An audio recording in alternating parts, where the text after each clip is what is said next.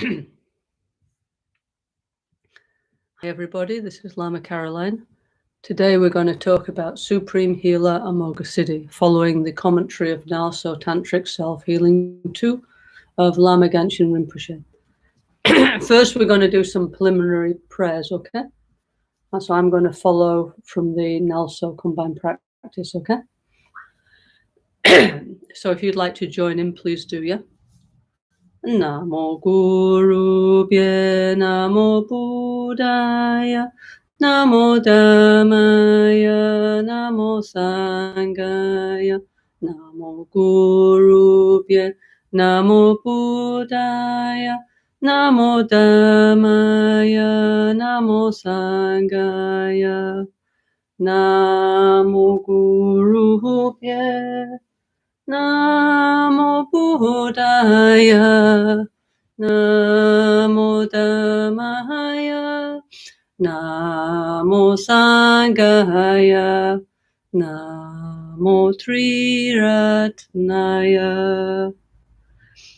Sangye Chodan Sogi Chonamla, Chanchu Badu Dani Kyapsuchi, Dagi Jinsogi Pesonanki, Trola Penchi Sangye Drupasho, Sangye Chodan Sogi Chonamla, Chanchu Badu Dani Kyapsuchi, Tagi Jinsogi Pesonanki, Trola Penchi Sangye Drupasho.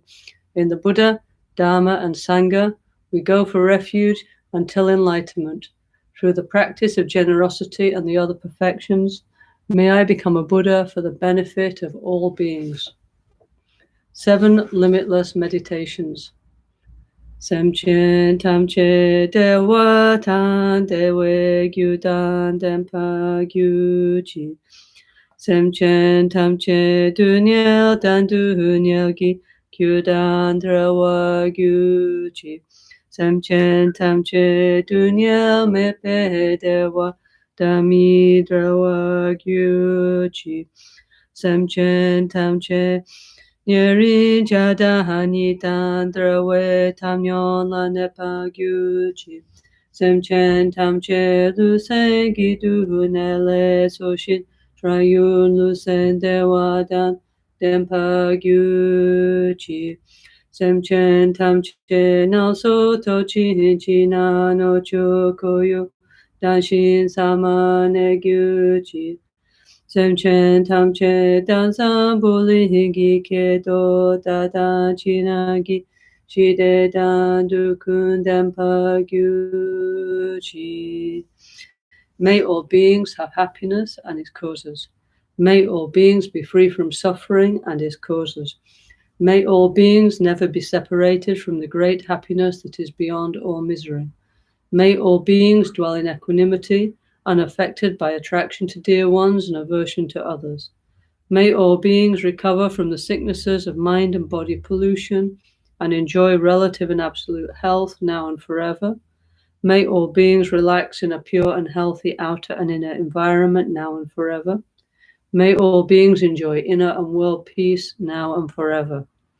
Tamchedu ni sashita semala sohome pada la tiltana bedurye ranshin jam pohone gyochi la dami chepeze no susham tahani kitro kun sanche trin la name nanke kangu hunkya gyochi onamo bhagavati benza sawa pramadani Tathagata ahate samya sambuddhaya tayata om beze beze maha benze mahatesa benze mahavya benze mahabodhicita benze mahabodhi mandropa samkramana benze sawakama avarana vishadana benze suha kuncho sungi tempatan sangyetan janchu sempa tamche ki jingi laptan soni yosu sopenadan chempotan Choki nampa dashi sangi mikyape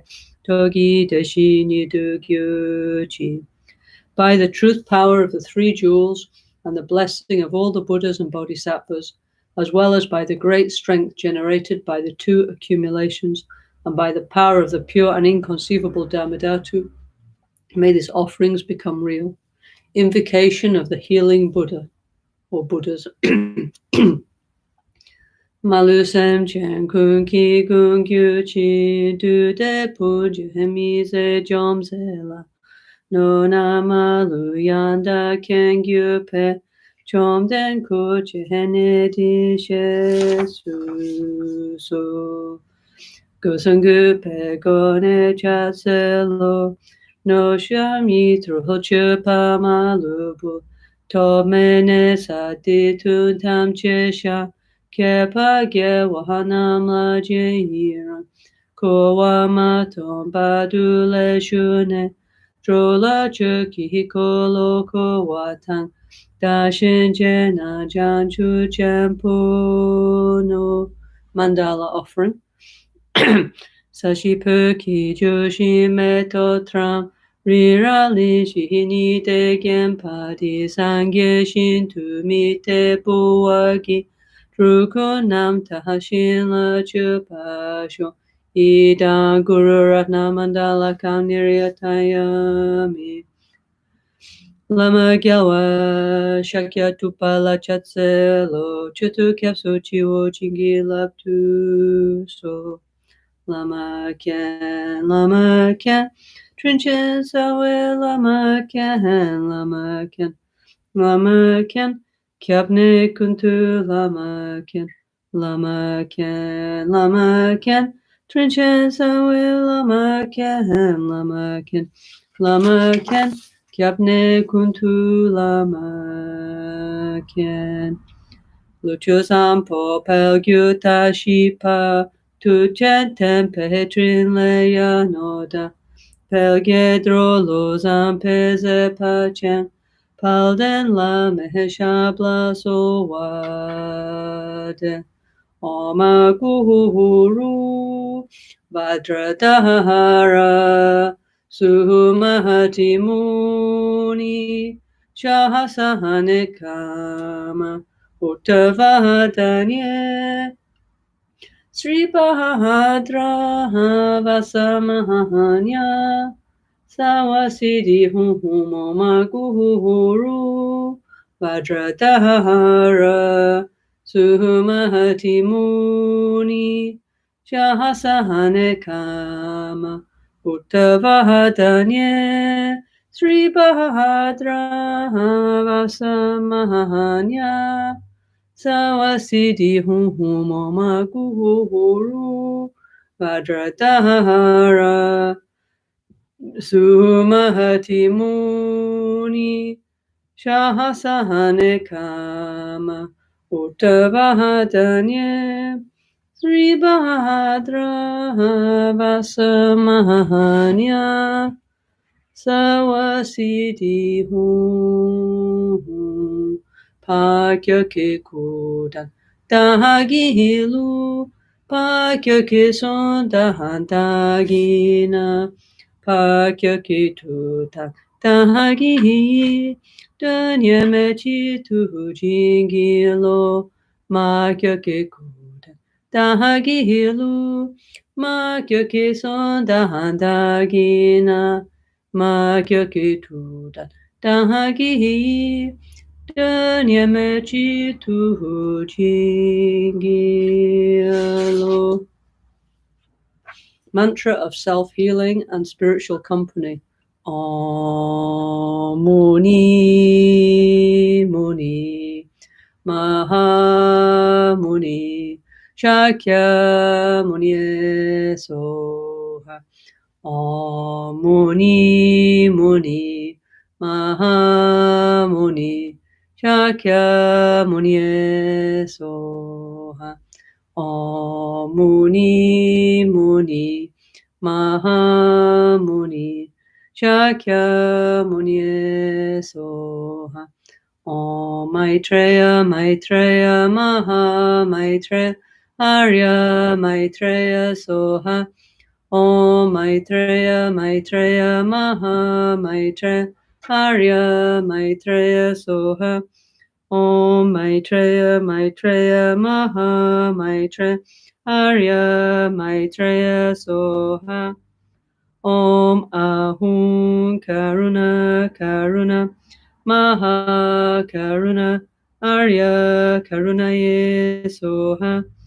Om Ahum Karuna Karuna Maha Karuna Arya Karunaye Soha.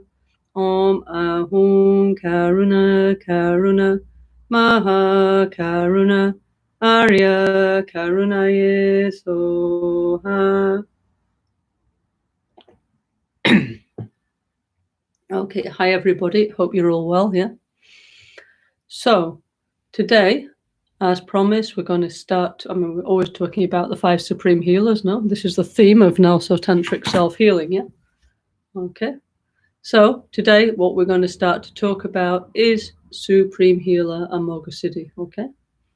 Now we talked a lot now about Supreme. Actually, we talked about the Dhyani Buddhas, the colors, their mudras, all kinds of things. No, their mounts, their mantra, their bijas, all kinds of incredible things we talked about. So now we're going to put it all together. Yeah. And we're going to look at each one of the Dhyani Buddhas. Actually, here is the sequence of the 2D mandala, yeah, where we enter the mandala. And then one by one, we meet the Buddhas. We'll also talk about this, yeah. But what we're going to do here at first is we're going to follow the sequence of NgalSo Tantric Self-Healing. So we're going to start with Amoghasiddhi, yeah, and then work up through the chakras, Ratnasambhava, Akshobhya, Amitabha, and Virachana, okay?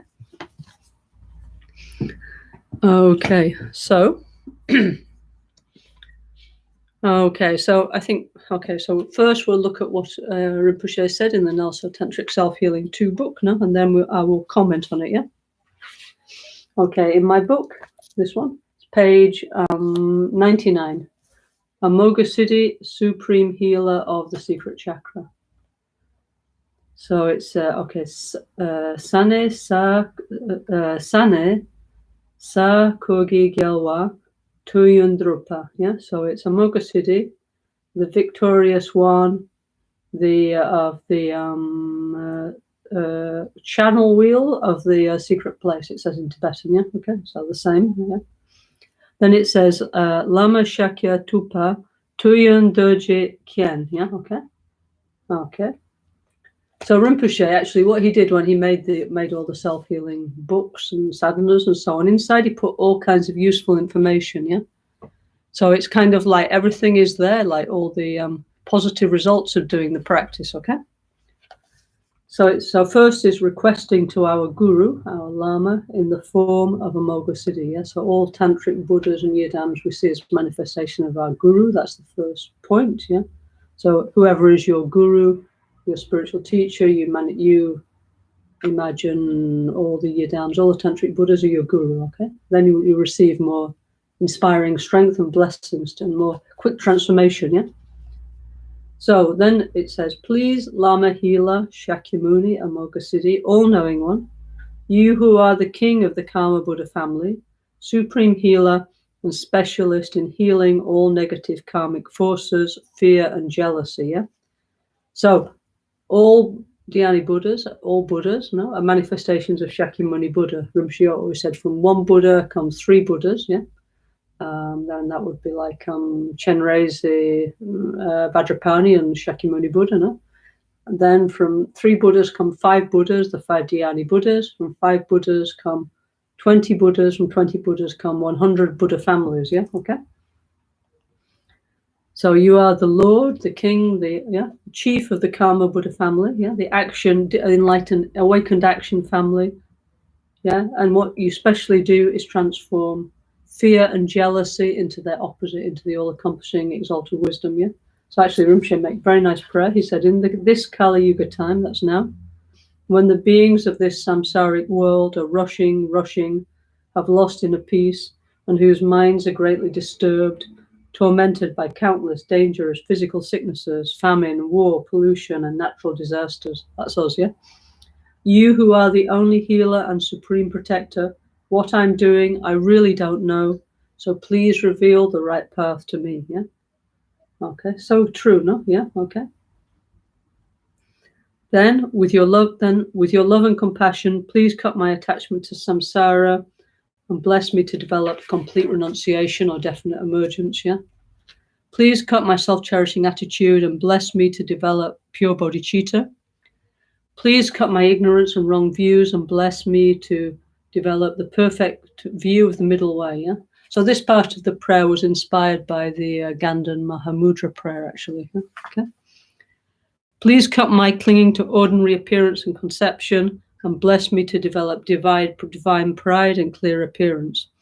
Bless me to cut my impure energy winds and bless me to develop isolated speech and mind, illusory body, clear light and union. So these are the, we say, no, we need, in the Ganden Ningu tradition, we plant 5 seeds, which are the seeds of definite emergence, bodhicitta, the correct view of reality, and the realizations of the generation and completion stage, yeah? Then we apply the right conditions for all those realizations to grow up. And finally, we get 5 fruits, which are the 5 actual realizations, yeah? Okay?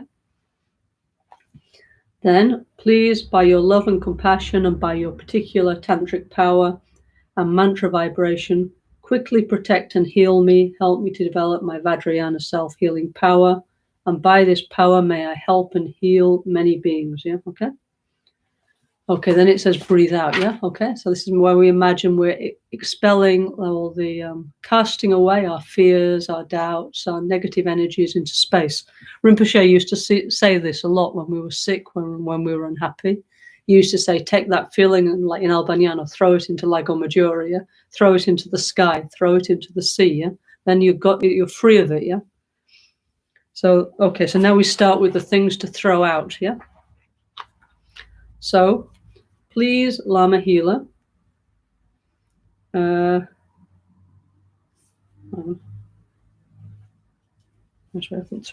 second. Yeah.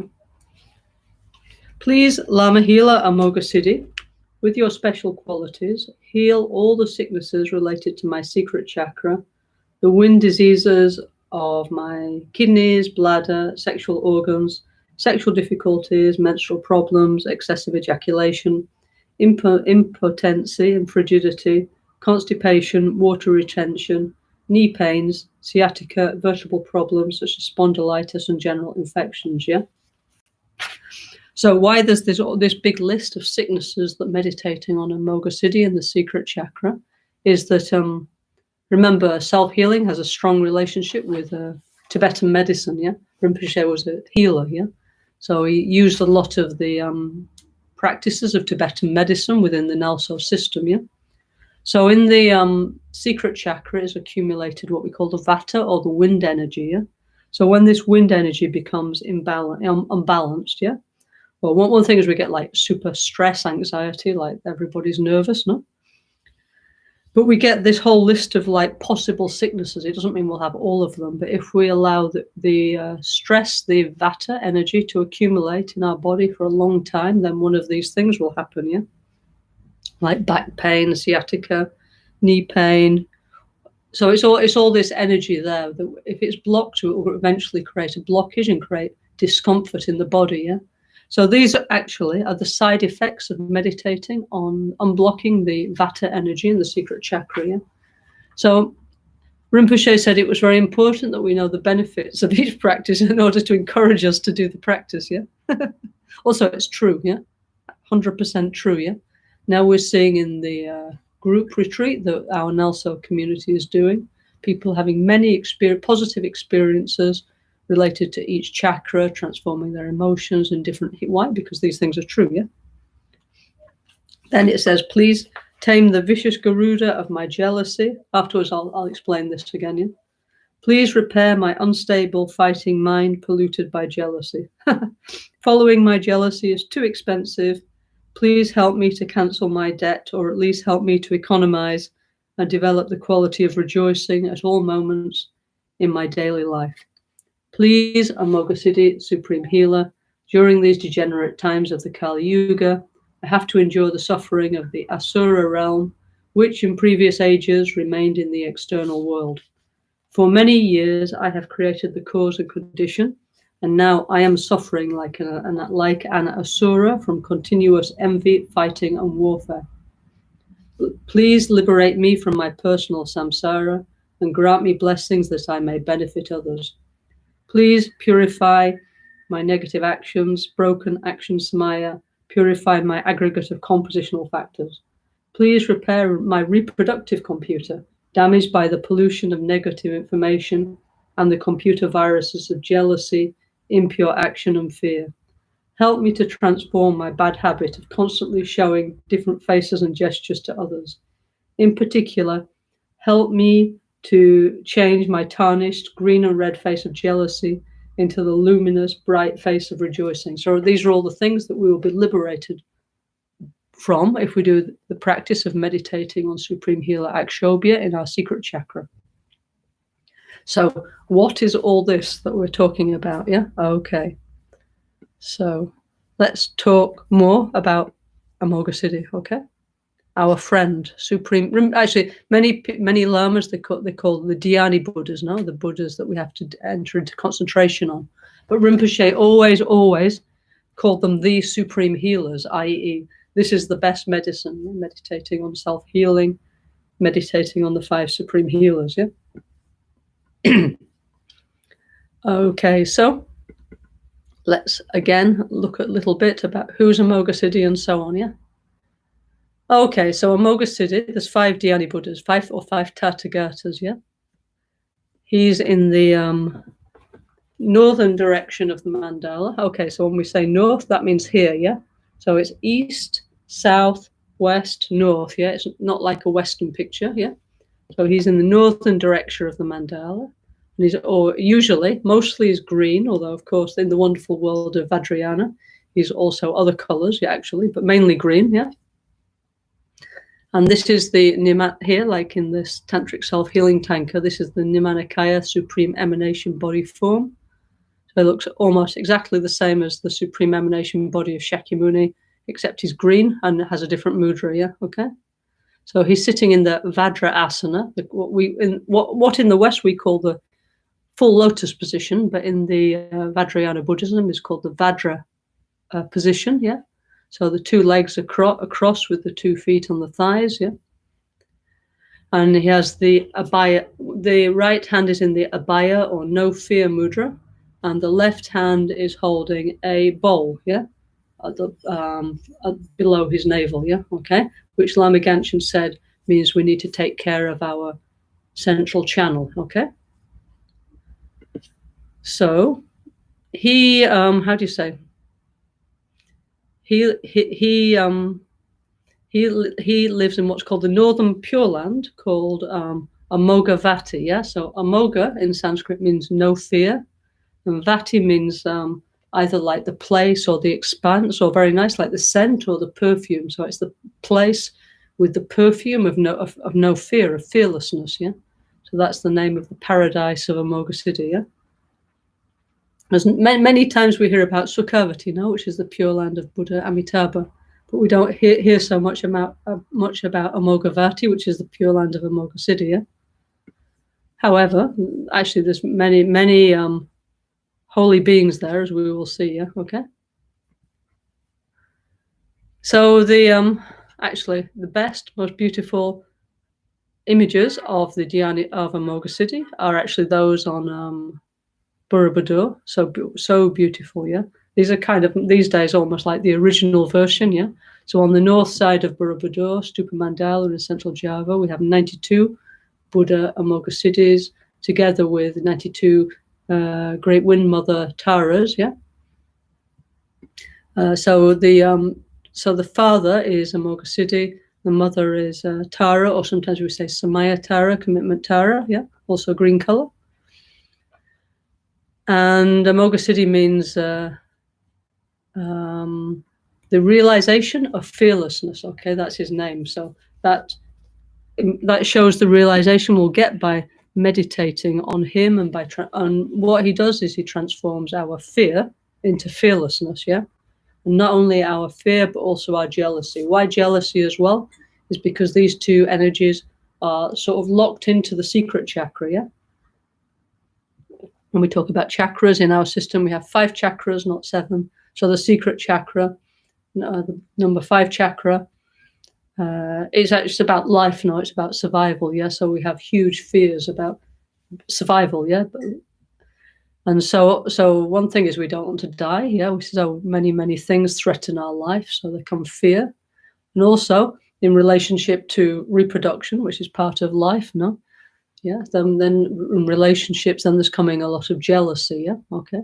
So that's why these two energies are related to the secret chakra and are the fuel that Amoghasiddhi transforms, okay? So, okay, so all these, now I'm summarizing what we talked about before, and I'm putting it together, yeah? So Amoghasiddhi's mudra, like this, no? It's no fear, like stop, yeah, okay? So there's many explanations, like the 5 fingers are like the 5 elements, can dance freely, yeah? That's a nice explanation, yeah, okay? Or it's like out of the bodhicitta mind, yeah? From that point of view, there's no need to have fear, yeah? So this also, the color of them, why is Amoghasiddhi green? This is very nice, yeah? So green, actually, yeah? Okay, green's the color of nature, no, like plants and trees and forests and these kind of things. So in the Vajrayana tradition, yeah, green is the color of nature, yeah. So what's the natural energy is nirvana, yeah, which is the state actually of the mind beyond suffering, yeah. Rinpoche, Lama Caroline, he always used to say that green was his favorite color. At least he said to me anyway, yeah. Even though in his life I never ever saw, I think I saw him like once put on a green t-shirt when some gompa somewhere, somebody gave him one, but he never wore green, no? But he always said his favorite color was green, probably because of this. Green is the color of moksha, of liberation, is the color of nirvana, yeah, okay? And green is it's like a very like alive green is the color of Amoghasiddhi, yeah? Like emerald green, or the color, if you go in a beautiful tropical rainforest, yeah? So that's Amoghasiddhi's color, yeah? Very brilliant, yeah? Very alive, yeah? The essence of life, actually, yeah? So anyway, so how to say?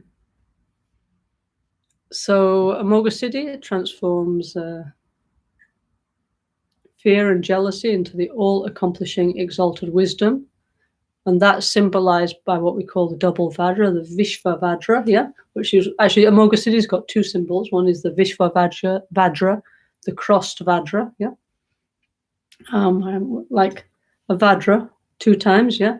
So this symbolizes enlightened action, or let's say action from the awakened point of view. So Rinpoche Lama Caroline used to say that we're completely blocked by fear, yeah. Like, for example, like today, where I am, it's raining, no? So he used to say that when you go out and it's raining, then you think, oh, what shall I take? A coat? Shall I not take a coat? Shall I take an umbrella? What shall I take? Yeah. And he said, all this actually is based on fear, yeah, because all the time we're thinking about how we need to protect ourselves, yeah. So anyway, and he said that only when our fears start to reduce do we actually understand how much fear we had, which is actually true, you know. I think, and not only this, actually, doing the retreat of the 5 Dhyani Buddhas, yeah, it's only when our fear and our jealousy and our materialism and our anger reduce that we actually, it's like, then we think, wow, I really had a lot of that, and it's kind of like relaxing for the first time, you know, because if not, our whole mind is like dominated by these negative emotions, and actually, it's true as Rinpoche said, we don't have any freedom if we're dominated by negative emotions, yeah. But once we get our mind under control through the practice of Buddha Shakyamuni or the 5 Dhyani Buddhas or the Great Element Mothers, yeah, then we start to be able to be the Lord or Lady of our own life, yeah, which is a wonderful feeling, yeah. Then we're the protagonist, not anger, jealousy, pride, and so on. So wonderful, yeah. We're so lucky, yeah. Okay, the other so then when we don't have fear, then we can actually act in every direction simultaneously, yeah, okay. So that means we can act according to the Vajra family, yeah, according to the Buddha families, yeah. So we can act with a stable mind, we can act with generosity, we can act with discriminating wisdom, we can act, we can do this means actually we can multitask, yeah, the all-accomplishing wisdom, yeah. So we can do many, many, many things at the same time, which is very much like Rinpoche's quality, wasn't it? Yeah. And it's what we ourselves now need to develop. Yeah. Okay.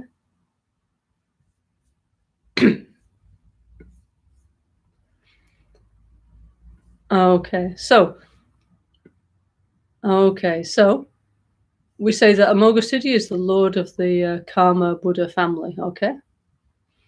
So what does that mean? So it means many different Buddhas and Bodhisattvas are kind of like in the same vibration, the same energy field, you know? So who's in the family of Amoghasiddhi? So, for example, our friend Black Manjusri is very, very popular in our NgalSo Sangha, yeah? Black Manjusri was a manifestation of Amoghasiddhi. Why? Because Black Manjusri functions to overcome our fears, isn't it? So we always say to do Black Manjusri if we're like in a dangerous place, or there's some negative vibration, or somebody who's looking at us badly, or sickness, no? So these are all things that we're afraid of, yeah? So anyway, so that's why Black Manjusri is a manifestation of Amoghasiddhi, yeah? Also, Bodhisattva Samantabhadra, the all-good one, yeah? He's a manifestation of Amoghasiddhi, yeah? And he has this power of incredible emanation, yeah? Okay, Then we have Sawa Nivarana Vishkambini. He's from the Gui Samaja Tantra. He's the one that transforms the energy of the secret chakra, yeah, like Amoghasiddhi. Also Vajra Amrita. And then we have Samaya Vajra. Yeah? Samaya Vajra is a practice to actually protects us from the fear of going to hell if we break. This is like in Vajrayana Buddhism, no? I mean, this doesn't apply to us, but if somebody really, really has a big fallout with their guru and go from being like best friend to like really enemy or something like this, yeah, then there's a very strong breakage of the spiritual commitment, yeah. Now, this negative energy can be purified by a practice called Samaya Vajra, yeah. So anyway, so this is an Amoghasiddhi manifestation, yeah, because it protects us from the fear of going to the lower realms, yeah, okay. Then who else? Yeah, Mahamayuri is also a part of the Amoghasiddhi family. Yeah, so Mahamayuri is the peacock goddess. Yeah, she actually protects us against poison. Yeah, okay. And actually, this is true. Yeah, that I've done this retreat. Yeah, I can tell you this is true. Yeah, so if you want to do a detox, yeah, you could. If you do the practice of Mahamayuri, you will get one, because in our modern lifestyle, yeah, we're not so pure. The things we eat and drink are not pure. So anyway, she kindly helps us to bring us back into balance, yeah? So a very powerful practice, yeah, really, yeah? Protects us from mental and physical poison, yeah, okay? So very powerful, we're very lucky, yeah? So anyway, so all these Buddhas and Bodhisattvas and many others are in the Karma Buddha family, yeah? Yeah, so their special job is to protect us from fear, from strongly negative situations, yeah, okay?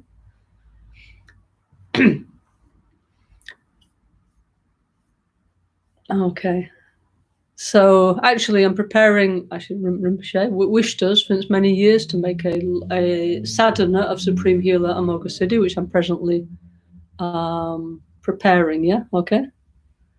And so let me just find a little bit of it to show you, yeah, okay?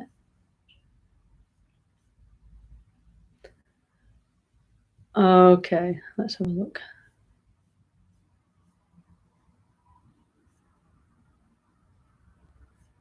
Actually, there's many things. Actually, maybe I won't read that now, yeah? I'm actually intending to do this in Albagnano in August, by the way, yeah? In August, yeah, unless anything dramatic happens. What will happen is we're going to do a month-long retreat on the 5 Dhyani Buddhas, yeah? Because by then, all of us who are doing the group retreat, we will have done 100,000 or 1 month meditation on each of the 5 Supreme Healers, yeah? Which is excellent, wonderful, yeah? So then in August, what we'll do is then go to the next level, because there's many other kinds of practices like pranayamas, movements, visualizations, many other healing methods related to each of the 5 Dhyani Buddhas. So in the course of 1 month in August in Albagnano, we will go through them, yeah, and we'll stream from Albagnano, yeah, and do a group retreat there, which will be streamed for those of you who are unable to be there physically, okay? So that's the idea, yeah. And then after that, in September, what we're going to do is start with the 5 great element mothers, yeah, okay? And then we're on plan to continue for the next 6 months, yeah, 6 months, with the second part of the NgalSo retreat, yeah? First part is 5 great fathers, second part is 5 element mothers, okay? So very beautiful. We're so lucky, no? Yeah. Okay, so Amoghasiddhi, it rides on a Garuda, the king of the birds. Yeah, we talked about the Garuda for a whole episode, actually. So the Garuda is this is the king of birds. Yeah, it's like actually it's born inside its egg. Yeah. So birds are called the twice born, yeah, because their mother gives birth to them inside the egg, and then when they break through the shell, they're born again. Yeah. And so the Garuda inside its mother's eggs is training, yeah? So when it breaks through its mother's egg, it's not dependent like a normal bird, but goes straight up into the sky, yeah? So when we're doing these mudras like this, is the Garuda flying up to enlightenment. We use a lot this gesture of the Garuda flying in the NgalSo self-healing system, yeah? So on one hand, the Garuda is super nice, no? This the 2 wings flapping are the 2 bodhicittas, relative and absolute bodhicitta, yeah? Also, the Garuda is very big. It's I think we worked out it was like 7,000 kilometers. It's across its wings or something, like massive, But because it's the king of the birds, it represents paranoia, yeah. Because if you're the king, where can you go? The only place to go is down, yeah. So it's always paranoid, thinking another bird will take its position, yeah. So and also it's got like eagle eyes, like eagles, no. So because it see very far, and it's always checking like if anybody is kind of doing any trick on it or something like this. It's like paranoid, yeah? Even seeing things that are not there. So it's a symbol of our paranoia, yeah? Anyway, so this Garuda, which actually originally was the mount, the vehicle of Vishnu, is now the mount of Supreme Healer Amoghasiddhi, yeah? Okay. Actually, on Borobudur, yeah, there's bas-reliefs of Garudas, yeah, who are receiving teachings from Lord Buddha and from Buddha Maitreya, yeah. So they're considered like semi-divine beings that live in the heavens, yeah, okay, because they're like half human, half bird kind of things, yeah, okay. So Garuda is a being within samsara, but anyway, a divine being, okay, semi-divine being, yeah, okay. But still, we should not wish to be reborn as one, yeah, okay. So anyway, so we're in the Vajrayana art. There's many images of Buddhist deities on Garudas, sometimes on 7 Garudas, very beautiful, yeah, okay. So anyway, so this shows overcoming our fear and jealousy, flying up towards the space of enlightenment, and from the space of enlightenment, all awakened activity is possible, yeah, so beautiful, yeah, okay.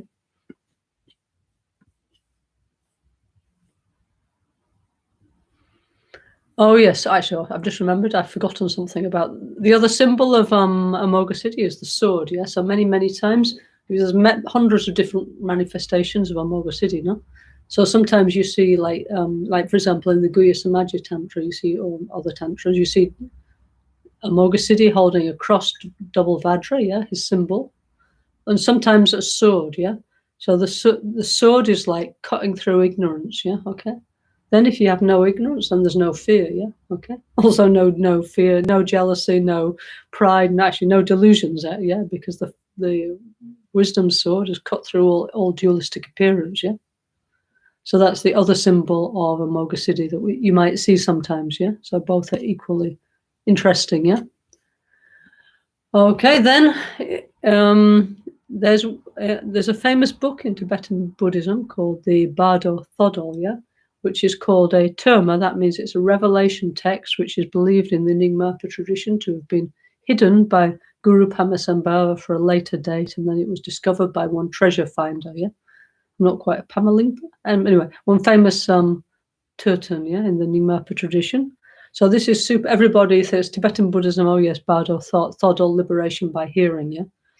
Actually, one project that Rinpoche was doing, yeah, that I was working on with Rinpoche was called NgalSo Bardo, yeah, which was actually kind of not exactly a simplified Bardo, but what Genshin Rinpoche said is that, most people Tibetan people, of course, they're brought up with all these kind of images and archetypes. So, of course, if, you know, most possibly when they die, they will see like 49 peaceful and wrathful Buddhas and all those kind of things, if they're lucky, yeah.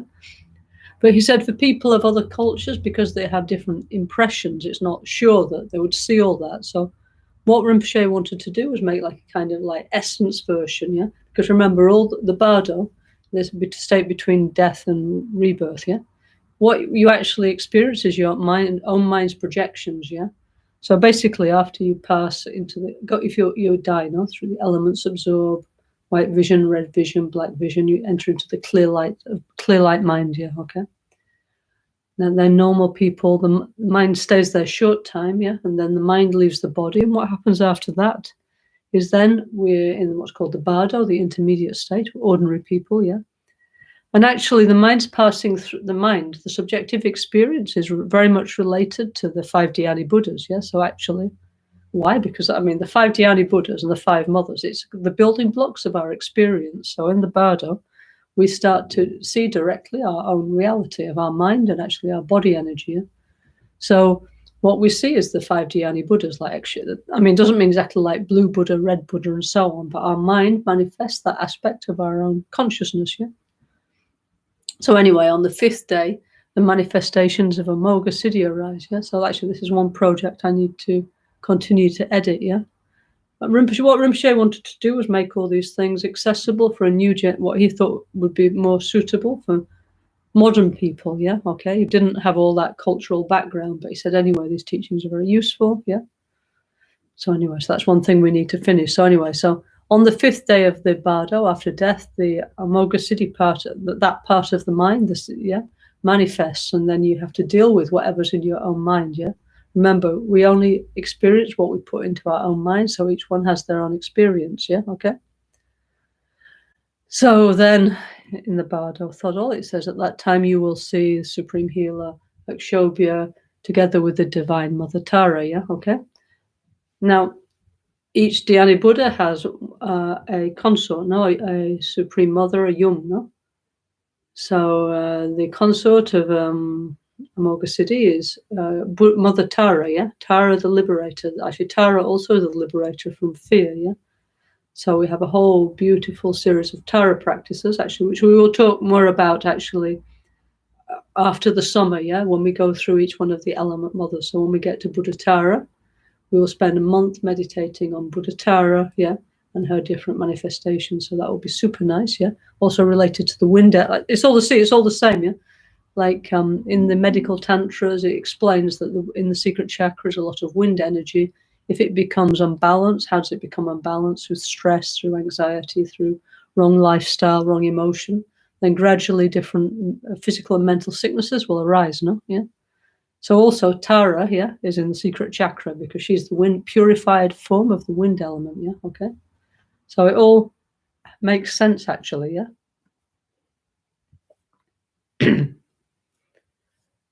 Okay, then.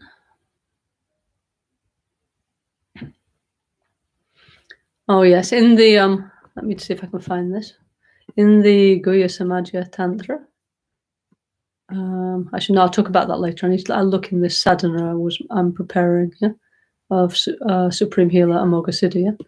So in Amoghasiddhi, yeah, transforms our fear, our jealousy, yeah, our compositional factor aggregate, our samskaras, into the all-accomplishing wisdom, yeah, okay. So what is a compositional factor, yeah? What on earth is it, yeah? Okay, so what we mean by that is that in the Perfection of Wisdom teachings, the human being is analyzed into 5 heaps or skandhas, or let's say groups, yeah, okay.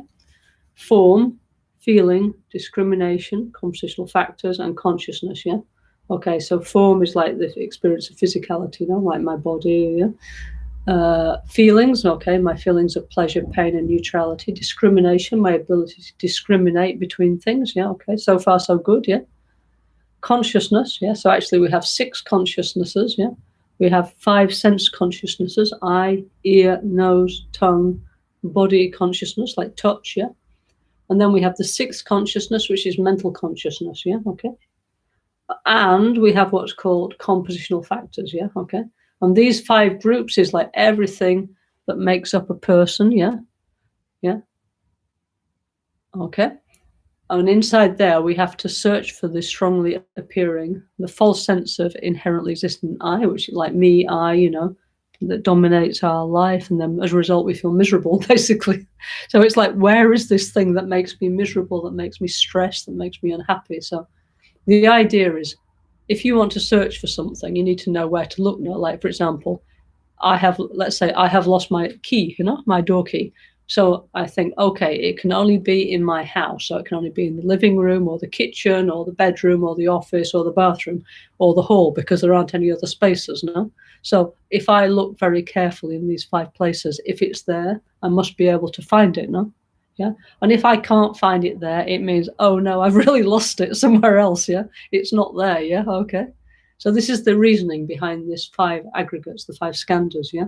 We use this actually because we want to search for this truly existing self, which is actually a hallucination, a mental fabrication or fantasy.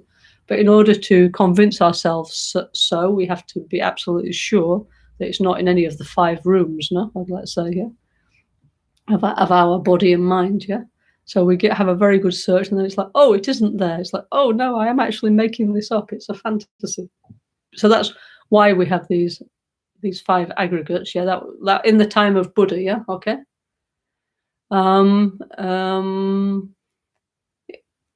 the time of Buddha. Yeah, the Vedic philosophy. Yeah, okay. They had a lot of these ways of categorizing people, what are boys and girls made of. Okay, yeah, okay. So a message from Sharon and Tiziana, thank you. Yeah. So anyway, so what is okay? So there's the 5 rooms, 5 aggregates. Yeah. Okay. So 4 of them. Okay, we know what they are. They're okay. We can get our heads into that, no problem. But what on earth is a compositional factor? Yeah. Or a samskara, as it's called, because if this is what I'm transforming in that into Amoghasiddhi, well, what is it I'm transforming? Yeah. Okay, so basically, okay, how can I just, so a samskara is like our habitual or conditioned response to our experiences, yeah, okay? Okay, so it's not just impressions from like this present life, but also from many, many other lives, yeah, okay? So it's like basically, how can I just, I mean, like, okay, let me give you my definition of this, yeah? Basically, it's like what I would call like our personality and our habitual tendencies, yeah? Because it's like how we think about ourselves, yeah? I am like this, I have this habits, I have this neurosis, I have this history, I have these dreams, hopes, fantasies, And also we have all the time like some kind of like reactions to things. I don't know, like some people, they see one person and they get nervous, like it's kind of conditioned. Other person, I don't know, they see one kitten or something, they're full of love, yeah? These are conditioned responses, yeah, okay? That we've learned in the course of our life or lives, yeah, okay? So we're a bundle of many, many like habitual tendencies and like, so people say, I don't know, I'm this, I'm from this country, I like this, like, for example, I like spaghetti, I like Giorgio Armani clothes, I like this, I like that, I read Corriere della Sera newspaper, like we have a whole like sort of like personality built up of like what we do, what we like, yeah, how we respond to things, how we will not behave, yeah. So this is like basically what we would call like our personality, yeah. It's like all the rest it's all the rest that's not in the body section, the feelings, yeah, this actual physical feel, not the emotions, the feelings, yeah. Discrimination is like being able to check between things, and the consciousness, yeah. So all the rest, which is like basically what you think, what you feel, what you did, what you hope, what you wish for, like basically like what we call like, oh, this is me, yeah, this are the samskaras, yeah. Because it's how, when we say I, it's not just a bare I, no. It's like the I is like the center, I or me, it's like the center of a comet, yeah. And then the whole tail of the comet, the dust cloud of the comet, is like, oh, in 1993 I did this, and I like pink, and I wish I had a bigger house, and blah blah blah. This whole like sort of bundle of like wishes, hopes, fears, doubts, also positive emotions. Yeah. So basically, I'd say it's like our personality, basically. Yeah. Okay. Yeah. So it's like, okay, so let's say in the Buddhist, let's say, definition from the what's called low rig, mind and its factors, yeah? They say there's 51 mental factors, yeah, okay? And everything, and 49 of them are what are called composing factors. So it means everything except feeling and discrimination, yeah? So that means all our different positive and mental states, like faith and effort and joy, and all our delusions, anger, jealousy, pride, mindfulness, regret. So it's a it's a huge bag, this one, a huge collection, yeah? So actually, maybe this is why Amoghasiddhi, the vow of Amoghasiddhi is you have to keep all the vows, and then the result is you can do everything, yeah? Why? Because it's such a big thing that we transform, yeah? So, so Amoghasiddhi somehow is like the most complex, I think, of the Dhyani Buddhas, yeah? Okay. So also,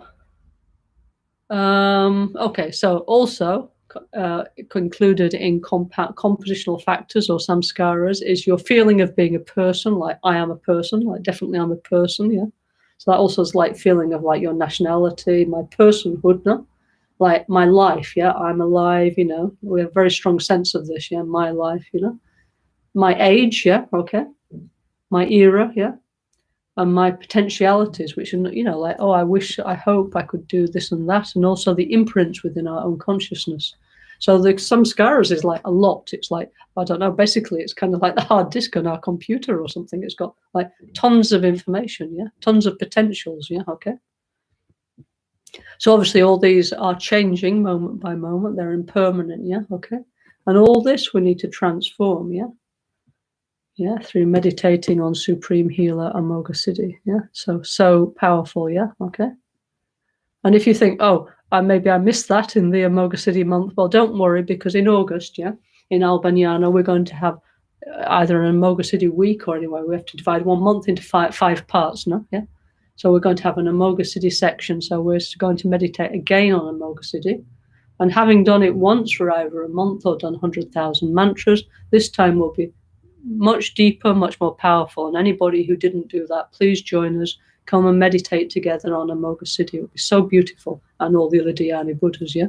We have a very special opportunity to actually deepen our practice of self-healing, Like all the people all my friends I've been talking to who's doing the retreat together, we're all like, oh, wish I'd done this before, yeah. Because Rinpoche Lama Ganshin, for 30 years, he was showing us self-healing everywhere in the world, We're all like, yes, Rinpoche, and of course we are doing it, yeah, but not every day. And now we are. It's so amazing. It's like, oh, why didn't we do this before? But anyway, sorry, Rinpoche, but now we're actually putting your teaching into practice, yeah. So anyway, so that's good, yeah. So anyway, so the compositional factors are transformed into the all-accomplishing exalted wisdom. So all-accomplishing means you can do everything, like multitasking, yeah? Okay. Okay, then. Okay, then, yeah? Okay, so we talked about this, like many of the things I'm saying now, I'm summarizing all the different lessons that we gave before over the last few months. So we talked about like the 5 lotuses, the 5 bijas, the 5 seed mantras, the symbols, the colors, the mudras, yeah, many things, yeah. So now I'm summarizing, of course, what I can remember, yeah. So, okay, now the bija or seed letter, or let's say root vibration of Amoghasiddhi can be either Hri, yeah, or Ha, or it can be actually Kam, yeah? Okay, so there's 3 possibilities of the bijas of Supreme Healer Amoghasiddhi, yeah? Okay, so in self-healing, Rinpoche uses either Shri or Ha, yeah? Okay, so we see both of those, yeah? But in some of the other sadhanas that you will see in the NgalSo traditions, we have many. Sometimes you'll see Kam when we do, for example, the inner offering, no? Yeah. So sometimes we see Kam as the symbol of Amoghasiddhi, the bija of Amoghasiddhi. So all is correct, yeah? All are beautiful, all are amazing, yeah? So what we need to do is actually spend our time meditating on them, free, ha, ha, ha, cam, and then start to feel the difference, the vibration, because there is, for sure, something we will feel different, but only by practicing can we know these things, yeah? So we need to put the teachings into practice, yeah, okay? In order to know these things, yeah? It's not intellectual, you know? Okay, so it says here in Self-Healing 2, so beautiful. There's a list of things that Amoghasiddhi transforms. Yeah, okay. First was the sicknesses, yeah. Then it says, okay, transforms jealousy, fear, transforms the Asura realm. I'll talk about that in a minute, yeah. Okay, then transform the compositional factors, the samskaras, yeah, okay. Okay, so also, yeah, Amoghasiddhi, yeah, also has a season, yeah, okay, so what's the season of Amoghasiddhi? So Amoghasiddhi is green, like nature, like brilliant green, like a tropical rainforest, actually, yeah. So Amoghasiddhi's season is the rainy season, I suppose, because when it's rainy, the plants are the most brilliantly green. Yeah? Also, the Dhyani Buddhas, they also, all these details I'm going to add in the final, like, detailed long sadhanas of the Dhyani Buddhas, yeah, okay. So each of the Dhyani Buddhas also has a taste, yeah. Okay, so what's the taste of Amoghasiddhi? So the taste of Amoghasiddhi is bitter, yeah. So what would that be? Bitter? Maybe, I don't know, coffee, maybe, yeah. Yeah, I think so. I think coffee is bitter, no? Yeah, like, so, yeah, coffee, coffee taste, yeah. Okay, then the Dhyani Buddhas, they also have, like, in Sanskrit, yeah, they have, like, sounds. One set of sounds is from the back of your throat. It's called guttural sounds, like ka, ka, ka, yeah. Then there's what's called palatal, yeah. I'm just trying, don't want to miss any. Then there's hang on. There's 5 of them, yeah. I don't want to forget one. There's here. There's the the roof of your mouth. That's palatal. Then there's dental, yeah. Where you put your tongue behind your teeth, and then there's what's called labial, which means you can blow, yeah, okay. So, for example, when we say like pa, yeah, pa, pa, pa, these kind of sounds, yeah, this is what we call labial groups, yeah. So in Tibetan or Sanskrit, it's like pa, pa, pa, ma sounds, yeah, okay. So also Sanskrit, yeah, and Tibetan actually is related to the Dhyani Buddhas, yeah. So P sounds, pa sounds are related to, like if you call like Pamela or something, yeah. Yeah, or Patrizia. The pa sound is related to Amoghasiddhi, yeah, or Tara, yeah. Which is nice to know, isn't it? Yeah, okay. Also, there's okay, actually this is not a clock, but imagine this is a clock, yeah. Okay, so there's a clock face, yeah, okay. So what is the time of Amoghasiddhi? So Amoghasiddhi time is the middle of the night, yeah, okay. And actually that means that Shobhya time is the dawn, isn't it, yeah? All these things we'll talk about afterwards. When we talked about the Dhyani Buddhas, we'll finally put the whole thing together. And we'll talk about the Dhyani Buddhas, the Supreme Healers, as one, let's say, one package, one mandala, yeah, okay? This is also super nice because we see many beautiful things about the cycles of life, about time, the seasons, so many beautiful things, yeah.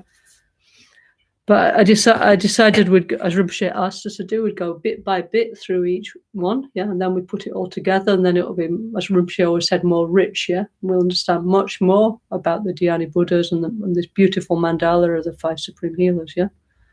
So the middle of the night, yeah. I suppose the middle of the night is because when people are afraid, no? Okay, maybe in these days, you know, you can get up and watch Netflix and put on your lights, but imagine if you lived like, I don't know, 2,000 years ago or something, yeah, and there was no electric lights and things. So then people were more afraid at night, no? Yeah, in the darkness, yeah. So maybe that's where that comes from, yeah. Okay.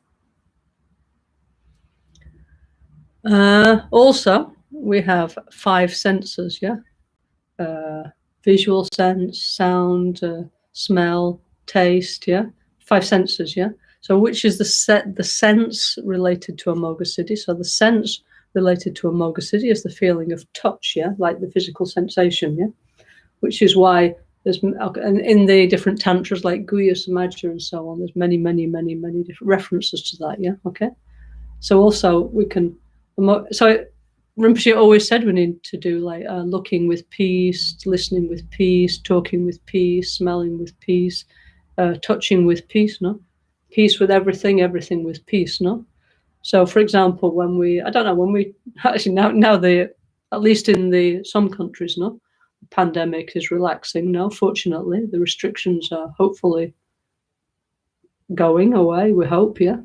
So maybe now, for the first time in a long time, we can give somebody a hug. No, okay. So then this is actually like Amoghasiddhi. Yeah, we should think this. Oh, this is Amoghasiddhi feeling. Yeah, okay.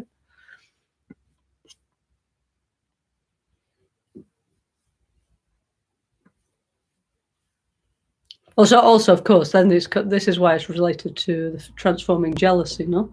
Like, for example, yeah, I don't know, oh, why are they holding their hand and not mine? Then it's coming, this kind of jealous feeling, no? So this we need to transform, We already talked about this. Jealousy is a completely useless feeling, no?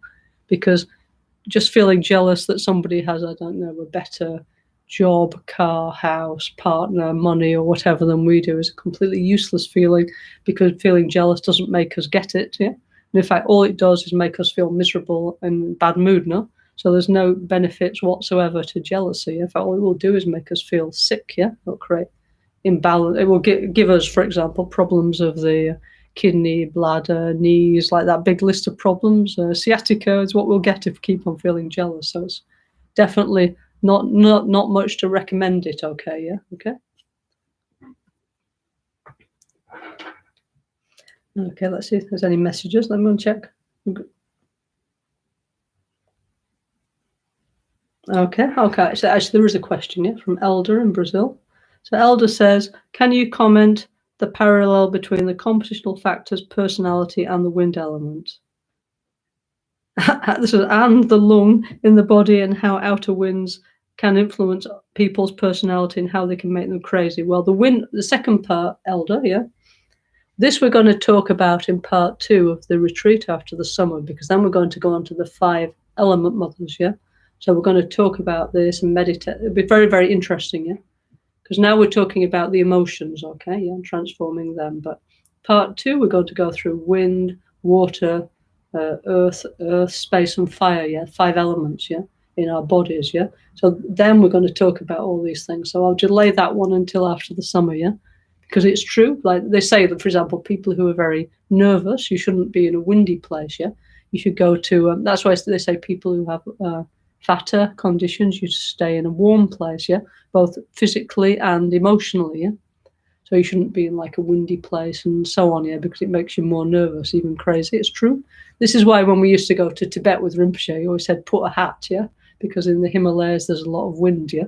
Anyway, we'll talk about that one after the summer, okay, when we're going to have a really great time, fascinating time with talking about the elements and the environment, environmentalism, health, all kinds of incredible things we'll do after the summer, yeah. Okay, now part 1, the parallel between compositional factors, personality, and the wind element, yeah. So what they say is the samskaras, the elements of our personality, they're impermanent, they're always moving, because what it means is our personality is not fixed, yeah.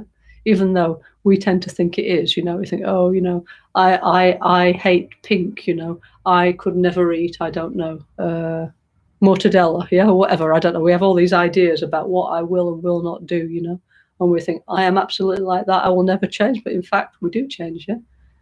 What we don't realize is that our responses to things are conditioned by habit. So, I mean, this is the point of self-healing, isn't it? Like we have many negative habits, yeah, that bring unhappiness to ourselves and the others.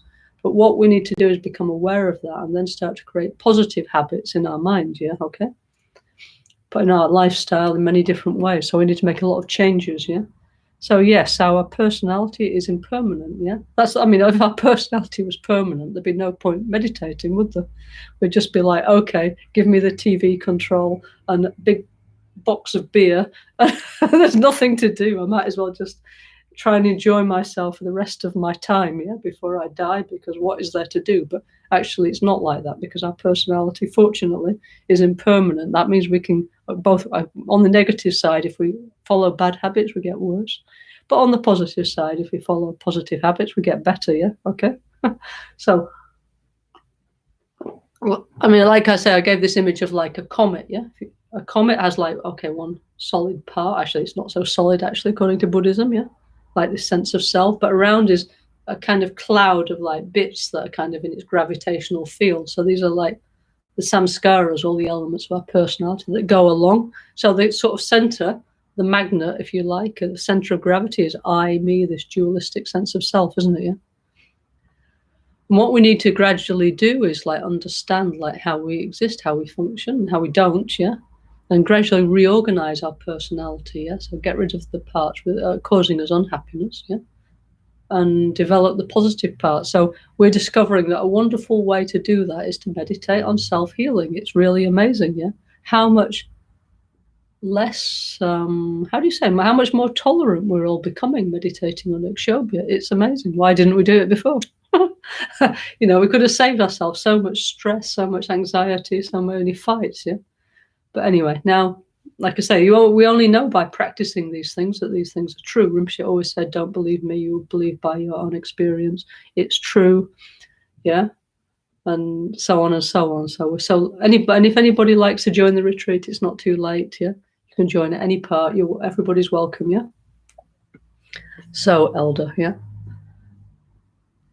Also, the personality is impermanent, It's always in motion, So wind is the energy of moving, isn't it? Okay. Something. So perhaps in that sense, they mean that there's a relationship like that. Okay.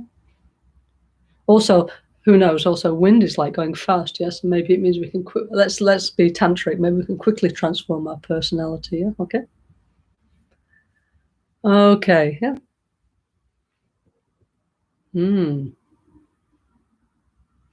So, yes. So, other relationships of Amoghasiddhi. Okay, wind element. Another one is commitments. Okay.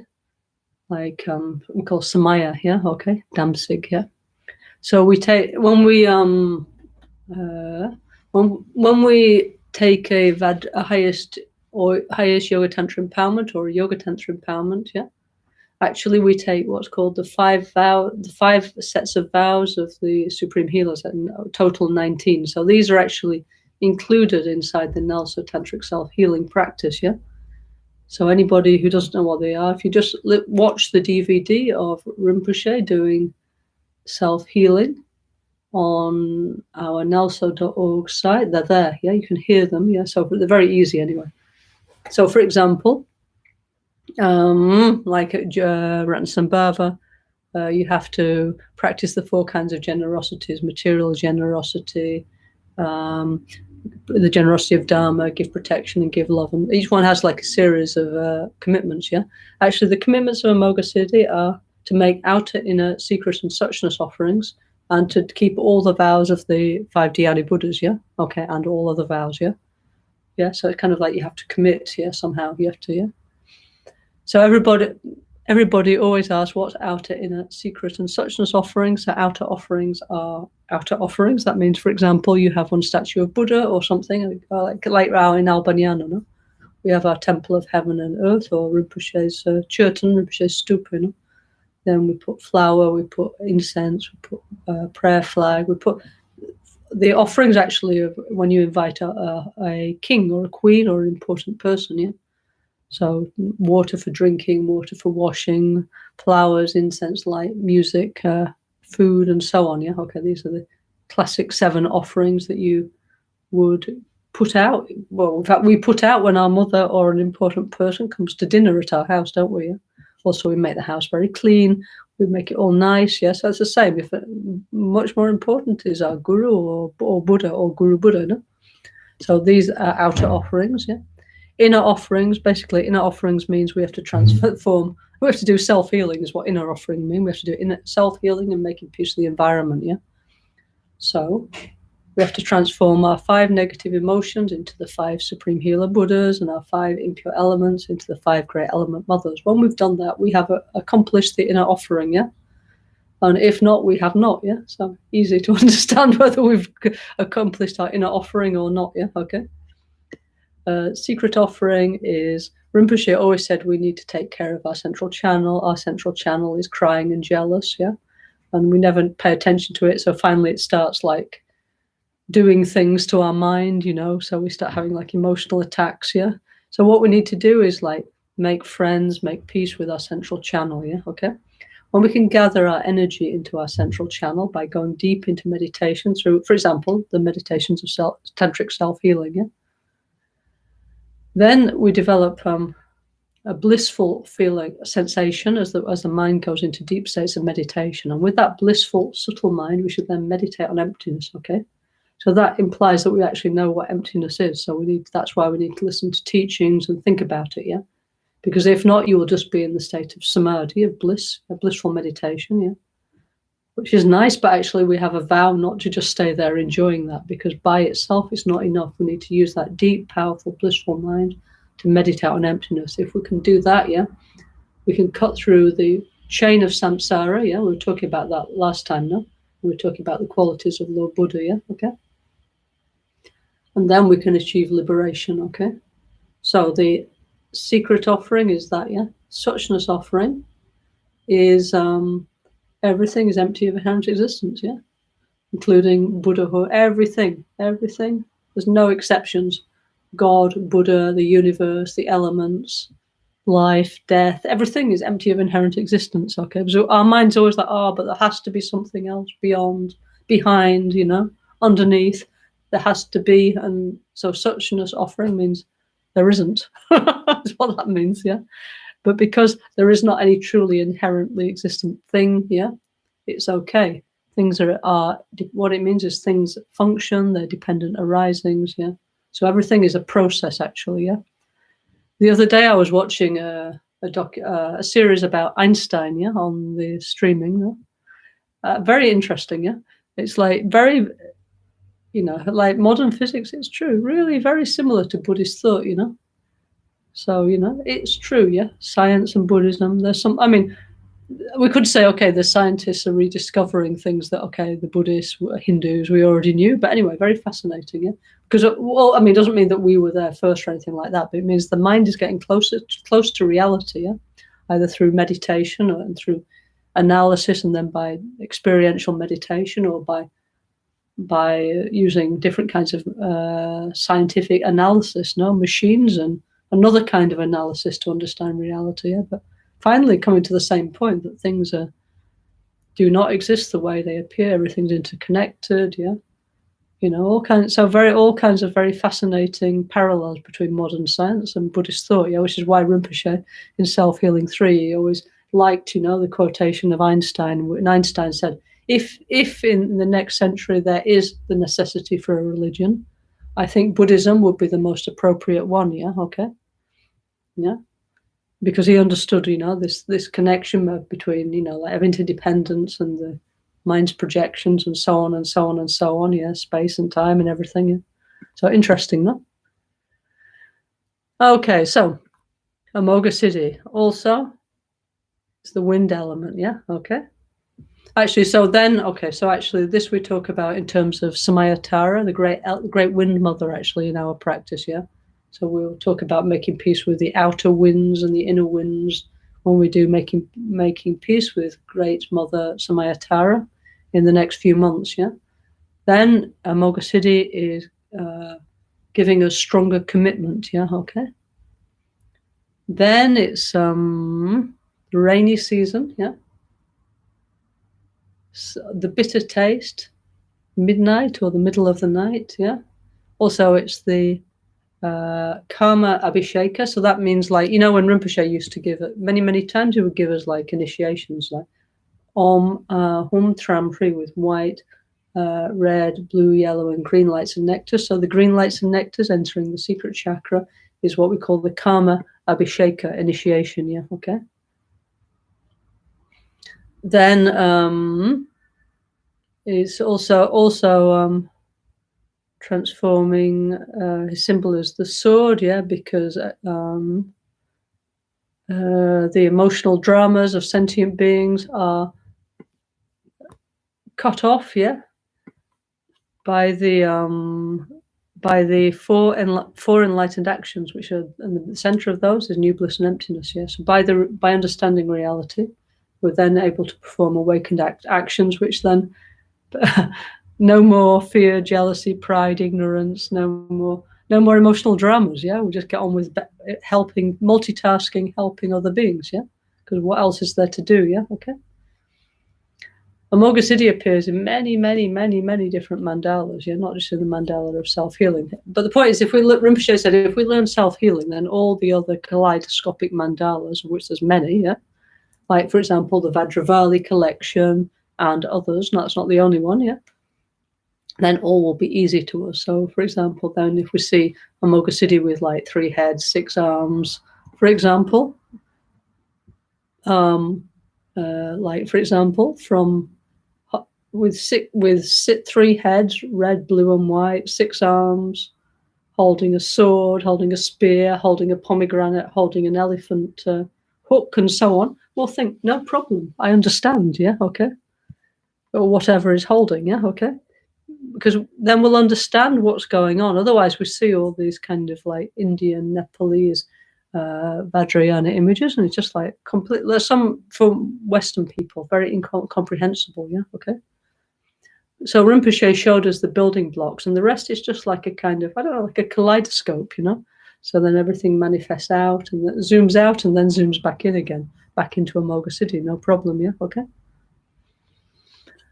Okay, another thing about Amoghasiddhi is that, as we know, okay, generally, and not always, Amoghasiddhi is green, yeah, very bright green, yeah. However, yeah, in Kala Chakra, Amoghasiddhi is not behaving the way we thought he was. So now all of a sudden, Amoghasiddhi, yeah, is not in the north and he's not green, but actually he's in the east and he's gone black. And it's like, why? Yeah. Okay, and he's no longer with Samayatara and he's with Lucana. So what has happened? Yeah. And not only that, his Buddha family is not a Karma Buddha family. Yeah, it's actually in the It's his lord of his family is Akshobhya. So anyway, this is the wonderful world of Kala Chakra.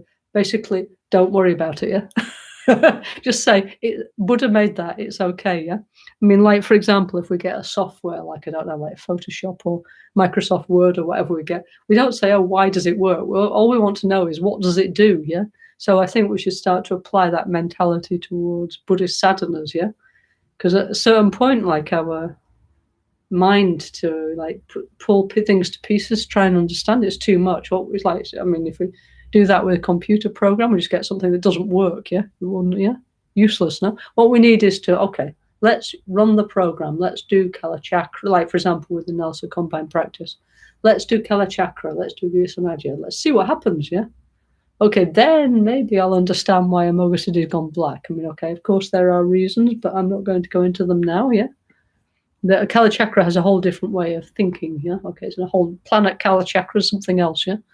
This year we're concentrating on the 5 Dhyani Buddhas, yeah? Okay. Like, which is like, they say, the template for the vast majority of tantric sadhanas and mandalas, okay? So if we understand the 5 Father Buddhas and the 5 Mother Buddhas, 99.99% of Vajrayana Buddhism will be easy, yeah? Then the Kala Chakra will worry about that later, okay? No problem, yeah? Okay. Also very beautiful, very interesting, yeah? But in its own terms, yeah? Okay. Okay, so that was a few things about Amoghasiddhi. Now let me find a few more. Oh yes, it says here in Self-Healing 2, no, that Amoghasiddhi transforms the Asura realm. So what's an Asura? An Asura is Asura, Sanskrit, no? Sura means the sunny one, the one with a sunny disposition, and Asura means the one with a not sunny disposition, like that, yeah. It means the sunless one. It means basically like in a bad mood all the time, yeah. So an Asura, actually, they're like, we call them like demigods. So they're in Buddhist, let's say, cosmology. We have heavens and we have hells, we have many different realms in samsara. In the God realms, of which there's many, many heavens, many different levels, form, formless, and desire realm, form, and formless realms. All of those have like kind of heavenly states, within samsara. So below them is what's called the Asuras on the slopes of Mount Meru. So basically it's like for example, in Milano, or Barcelona, one of these New York, these big cities, no? Imagine you go to a modeling agency, like, I don't know, like Fashion Week, and then sit there, no? And then they come out like the supermodel, I don't know who it would be these days anyway, one supermodel, like the best, that's like the Deva, okay? Then all the other models, of which there's like loads of them, they're all also beautiful, no, all of them, but they're all kind of like jealous of the supermodel, even though they're all beautiful, they're all gorgeous, compared to normal people, they're absolutely divine looking, Actually, our Compano is in on the edge of the Golden Quarter, the fashion quarter of Milano, So in the past, over the years, many models have come to, so I know what I'm talking about, Also, they're really tall, most of them.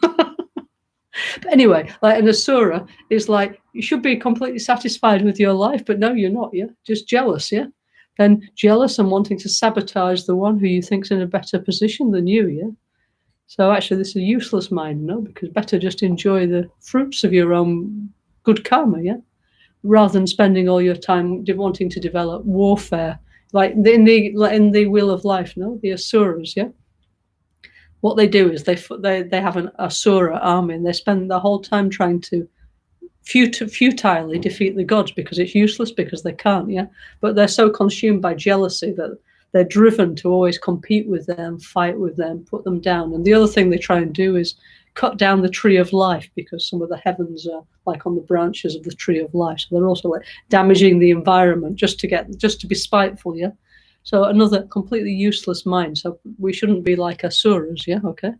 Not beneficial state of mind, Okay, hang on.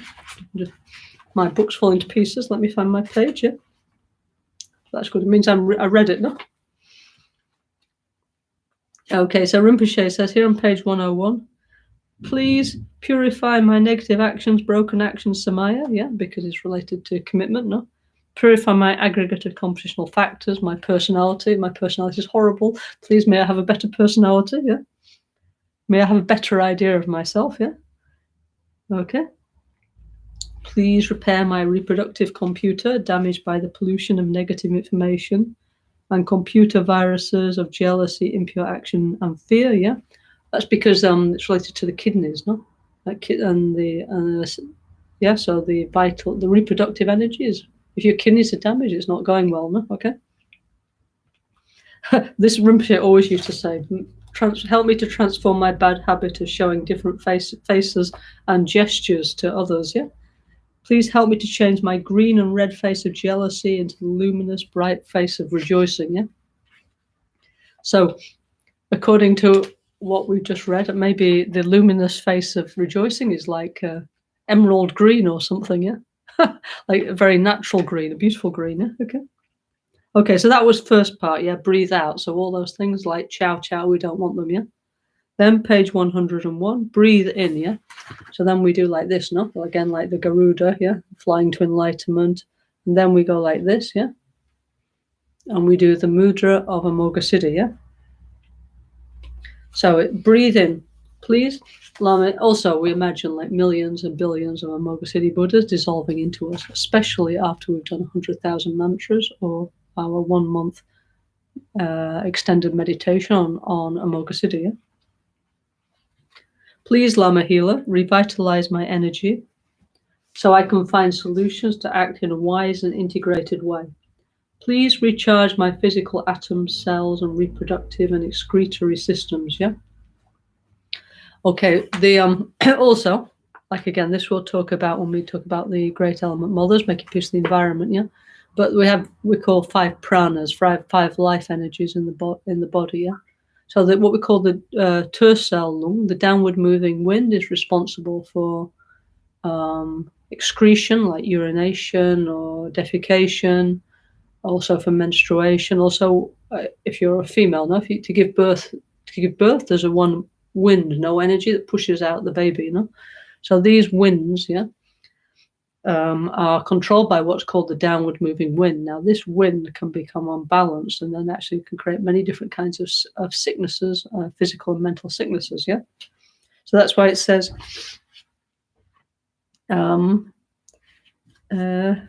revitalize my downward moving wind, yeah. Okay, it's important, yeah. So we have many long life practices, of which, of course, you could say best is self-healing, make peace with the environment. If not, we have many others like White Tara, Amitaya, Susnisha Vijaya, and many others, yeah, which can revitalize our downward moving wind.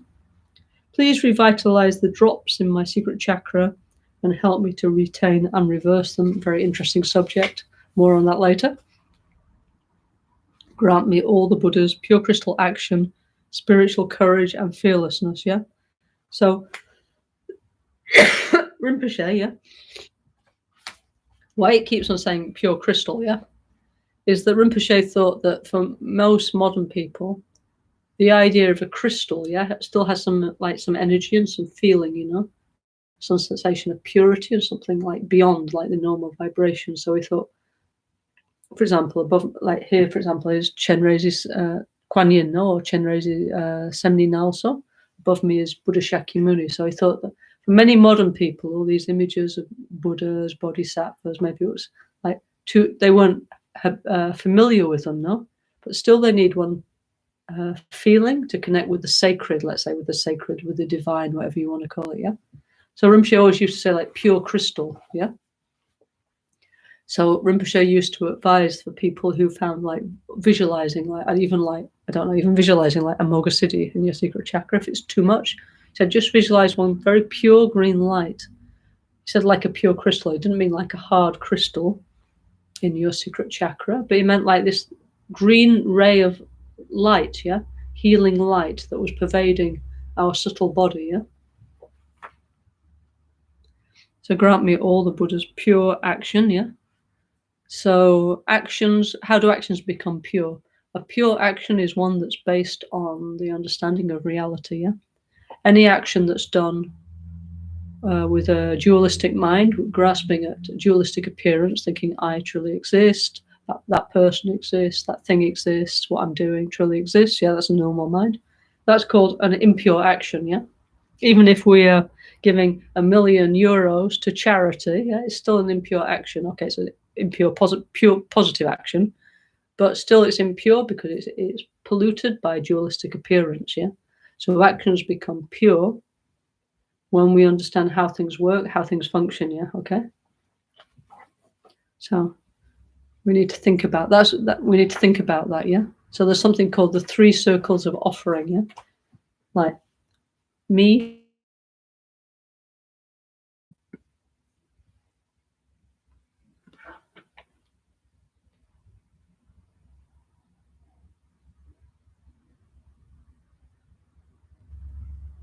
Okay. The internet connection just went off. Are you all actually able to hear me? Yeah. Can somebody reply? Yeah?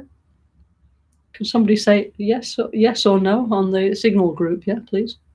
To make sure the connection is still there. Yeah. Okay. Okay. Okay. In the meantime, please somebody reply. Yeah. Okay. Somebody's replying. Oh, Claudia says no. Yeah. Oh, Elder says yes. Okay. Okay. So maybe the connection's back on. Yeah. Okay. Like I say, the miracles of technology. Yeah. This is thanks to, we set all this up from I'm actually not in Albanian at the moment, but we set all this up through, we have a kind of like, let's say TV channel somehow, you know, YouTube channel through Albaniano. No? We have, so anyway, it's amazing all these things, no? How we can all connect together here. So anyway, Rosanna says, please can you say something about how we can calm or transform mental problems like anxiety and fear through physical actions like getting warmer, oily, moist, and avoiding being exposed to cold and windy environment. Okay, so, okay, a little bit, yeah. In the secret chakra, yeah, is concentrated the vata or the vata or wind energy in the body. When we say vata, What do we mean? Let's just call it anxiety, stress. Yeah, okay, basically, yeah, okay. And modern life makes us anxious, yeah, because we work too much. I don't know. There's like, well, pandemic, climate change, war, famine, economic crisis, like blah blah blah. You know, modern life is guaranteed to make us feel nervous. Yeah, okay. Despite our own, okay. First, we have our own mental delusions. Yeah. On top, we have modern society, the modern situation of the world. So almost almost everybody's anxious. You know, like years ago, now when Rinpoche used to work as a healer, yeah, mainly what used to give to people was natural herbal medicine to pacify anxiety. You know, like plants from the Himalayas. You know, like tree bark and stuff that makes you feel less anxious. Yeah, why? Because that's the main source of most people's problems. Yeah. So there's many different ways to pacify our anxiety. In fact, there's a whole book actually. Yeah. Anybody who doesn't have it, please buy one of these. You can order it from our website, ngalso.org. So useful, yeah. This is a synthesis of the teachings on medicine that were given in the Kumpan in the 1990s, yeah. So useful. So it explains, for example, what we should eat, yeah, if we're nervous, yeah. There's what's called a vata lung pacifying diet, yeah. So, for example, eating like oily food. For example, okay, we'll be vegan and vegetarian friendly. Eat, for example, olive oil. Eat avocados. Eat heavy things. Eat root things. This kind of stuff. Yeah. Do not eat things that make you very like spaced out. I don't know, like sugar, junk food, things that there's some foods that make you the vata increase. So avoid these things. Yeah. Also, you should avoid cold things. You stay warm, yeah? Okay, so therefore, being in a warm place, that's why we like going to the beach, you know, because we feel more relaxed, yeah? Our lung goes down. Also, exercise, by the way. Start running, start jogging, to get on your exercise bike, you know, do something, you know. Don't know, get out, walking poles, move, yeah? Because this is bringing down the wind energy. Like not moving is, the wind just goes up and people get more and more anxious and then they have an emotional attack, yeah? Okay.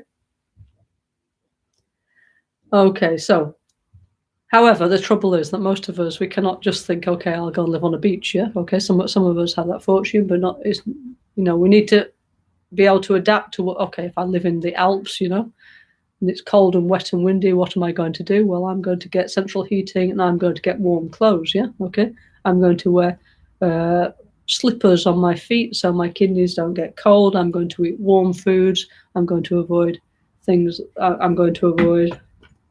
Okay, let's have a look here. Okay, 1 second. Really should buy this book. It's really, I do not receive commission for this, but I just think it's a really good book, yeah. Where is it? Okay,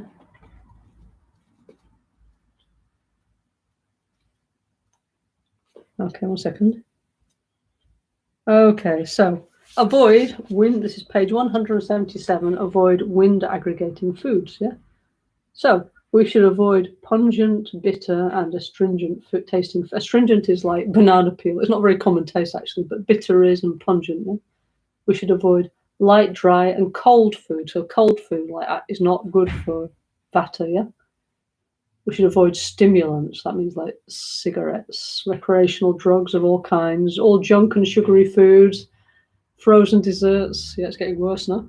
So no, well, not less. Less. We've never said no. Less gelato, yeah. Also raw food, yeah. A lot of people these days, they're into raw food, yeah. Which, okay, for some people, maybe for detox or something, maybe it's good for a period, but actually, from the point of view of Oriental medicine, it's increasing the wind humor. So what will happen if you eat predominantly raw foods is you will start to go, you know, eventually, yeah. Yeah, your emotions will rise, yeah. Also, avoid white flour and sugar, yeah. Also, do not miss meals or become too hungry, yeah. Okay.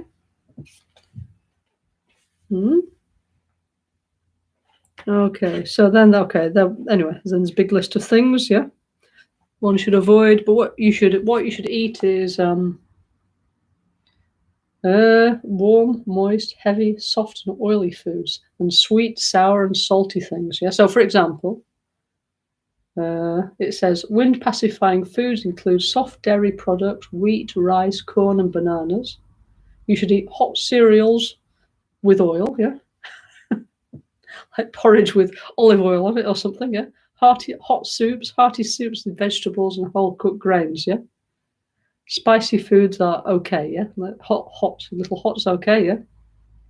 So it says, okay, then actually we're in this book, obviously, like Tibetan books, they have like very limited amount of fruit and vegetables, so we try to be a bit more modern. So, okay, big list of vegetables that you can eat, yeah. Big list of fruits like banana, coconut, dates, mangoes, melons, peaches, all sweet fruits, yeah. Then oats, rice, wheat, and barley, good, yeah. Sorry about this, vegetarians, but you can eat beef, rabbit, lamb, horse, chicken, duck, and dried meat. In Tibet, they have a lot of this dried meat, yeah. Actually, Tunla, Rinpoche's nephew, was telling me that they used to dry it by cutting it, yeah. And they used to hang it on the edge of like a wall of snow or a glacier, and it would just, by the wind and the cold, it would dry itself, yeah. That's how they used to prepare it in Tibet, yeah. Then it can eat butter, ghee, milk, cheese, and eggs, yeah, if you're not a vegan, yeah. Oil, olive oil, yeah. Yeah, or corn oil. And if you are a meat eater, animal fats and bone marrow, yeah. Lama Lawang always used to recommend that, yeah. Okay, I'm going to tell Lama Lawang's story about when he was interviewed by Vogue Italia, yeah. Lama Lawang was a wonderful person, yeah, incredible. We're so lucky to have spent so many years with him, yeah. Great healer, so humble, great example, wonderful person, yeah, okay. He was one of our healing lamas. He lived in the Kumpan Institute in Milano for almost 30 years. Great blessing to all of us, okay? So one time, because I said Kumpan is next to the fashion quarter of Milano, yeah, okay? So one time, Vogue Italia, they came to interview Lama Lawang, yeah, and to give some advice, you know? So then I said, Lama Lawang, yeah, can you give any advice to our readers? And Lama Lawang said, yes, I can. I think you should all have like bone soup with fat, yeah, every evening, yeah. We should get a big like bone like osso buco and boil it, yeah. And he said, then your readers will be a lot less neurotic, yeah, and also a lot less concerned about being so thin, yeah, because they'll have less vata and they'll be less concerned about it. Yeah? So Vogue Italia, I think they declined to print that, but actually what he said was true, yeah, you know. So there's many different diets, many different ideas about food, yeah, okay. Each one has its own reason, yeah. And within our Sangha, we have people who follow all of them. Each one, we respect each other's point of view, yeah. So as Tibetan medicine, they give different options according to, it's individualized, okay. And within that, even we have our own preference. We can find a way, okay. So even if you're a vegan, you can follow this, yeah. I mean, maybe you need to have a lot of like oily, like nuts and things with oil in them, yeah, okay. And there's some vegetable things that are oily, so you go for those things, yeah. Okay, so then, you have to avoid all that kind of thing, yeah. And okay, then what also, I mean, this is actually an issue for most people, isn't it? How to pacify stress. And what's good about in this part of the self-healing teachings is once you know, it's free. You know, we have to eat, we have to put clothes, no? So if we just put in the skillful way, we can be very much more happy, very much more comfortable. So how wonderful that Rinpoche gave us these incredible, he used to say instruments, no? To be more happy, more healthy, and so on, yeah? Okay, then, quickly. Like I said, this is just one part, yeah? Please, if you're interested, because there's 3 humours, no? And then also we have combination humours and so on, yeah? Let's have a look.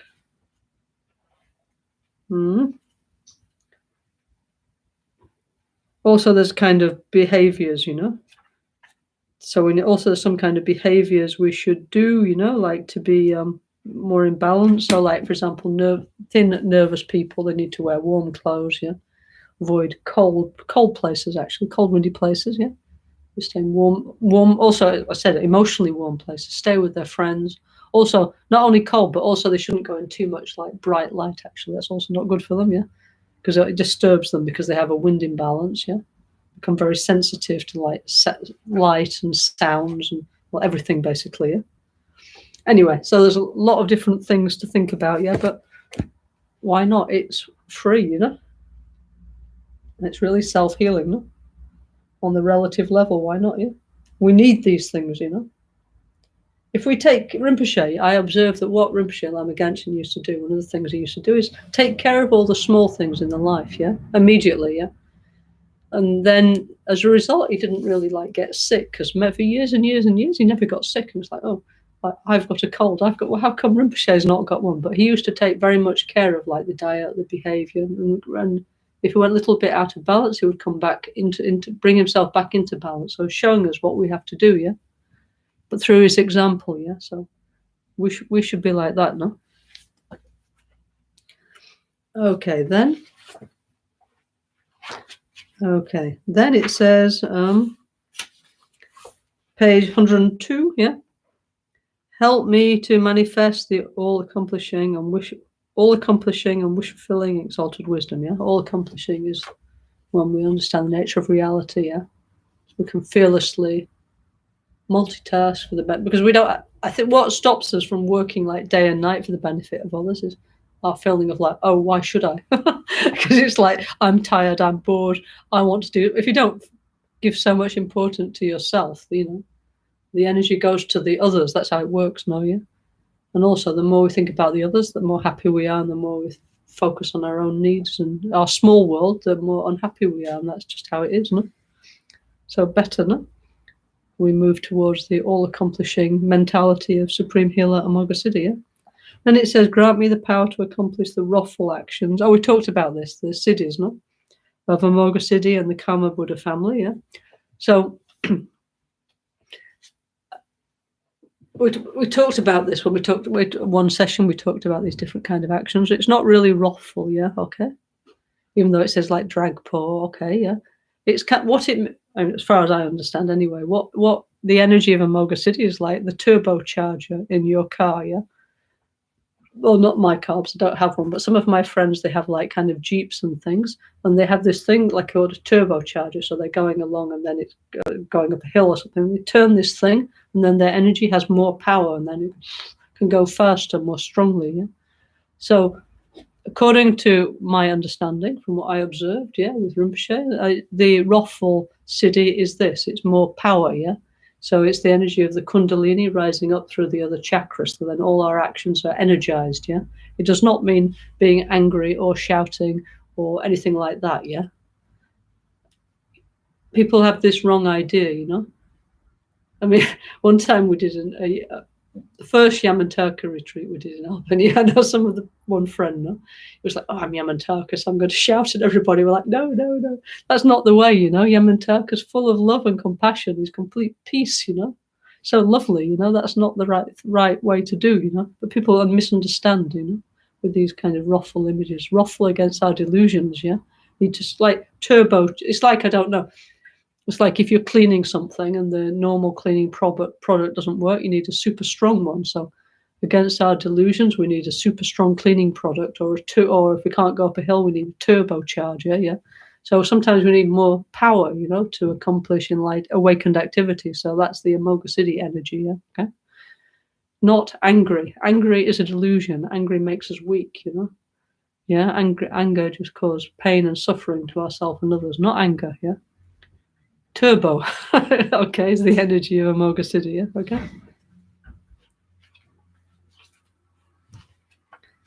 Then it says, please bless me to become a guide and healer for all sentient beings and to take responsibility for their development. Yes, the Bodhisattva mind, of course, yeah. Then it says, to achieve the healing realizations of Amoghasiddhi, I must keep an interest in the samayas or personal commitments of 1, making as many outer inner secret and absolute offerings as possible. Absolute means emptiness, no? Yeah? Because there's two truths, no relative truth and absolute truth. Absolute truth is the only thing that's true and that exists as it appears is emptiness, the lack of inherent existence of all phenomena, yeah? And number 2 is upholding all the commitments of all the 5 supreme healers, so multitasking, yeah? Okay? But when we start to think less about ourselves, yeah, then no problem. Yeah, we have more energy to work in many different ways, like Rinpoche, no? And it says, please, Guru Buddha, Amoghasiddhi healer, all-knowing one, bless me to be able to accomplish all this. Om Amoghasiddhi Hum. Yeah, it says do 5 times.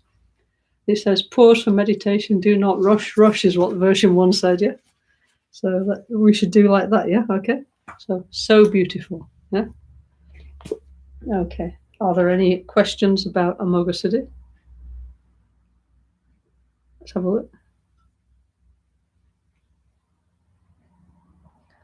Yeah. Okay.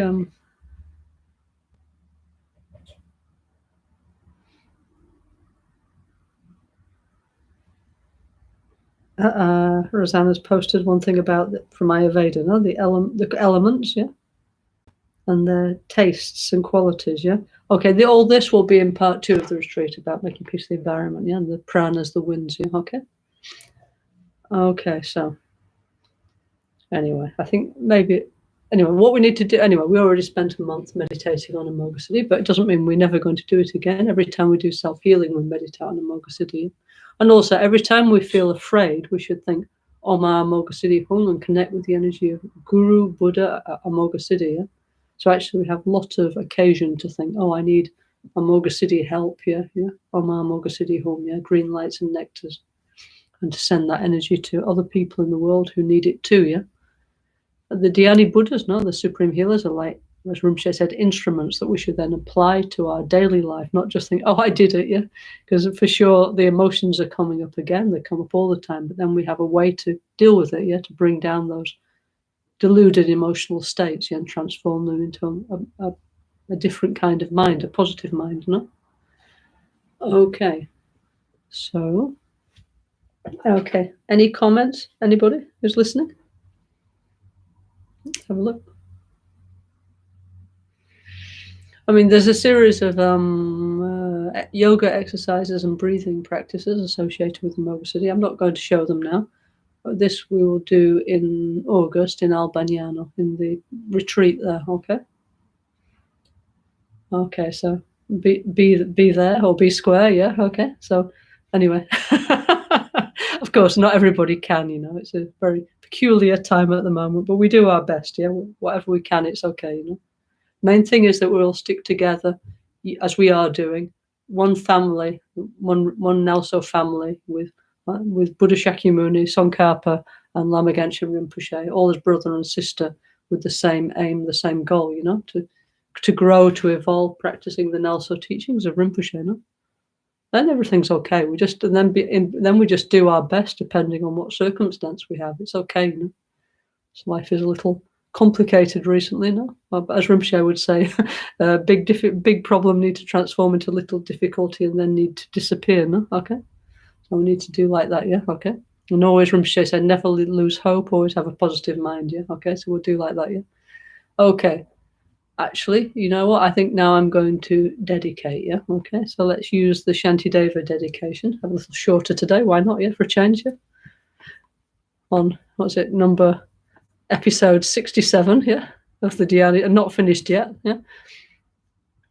Okay, so I'm going to repeat the Shantideva dedication that Rinpoche emphasized very much that we should do, okay? Hang on a second, let me just find it. Yeah.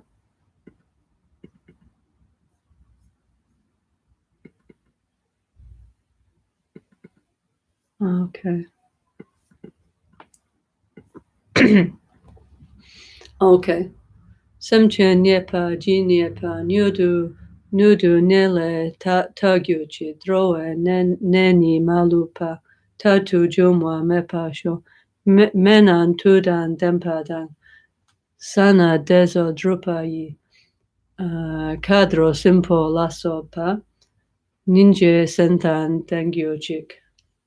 So, then Chunang Kuna Ludang Sem, Dunyal Nyepa Jiniepa, Deda Dagi Sonanki, Dega Gyatso Topa Sho. May every being who is sick with disease be freed at once from every malady. May every sickness that afflicts living beings be wholly and forever absent from the world. May medicines be full of strength. May our prayers and mantras be chanted with success.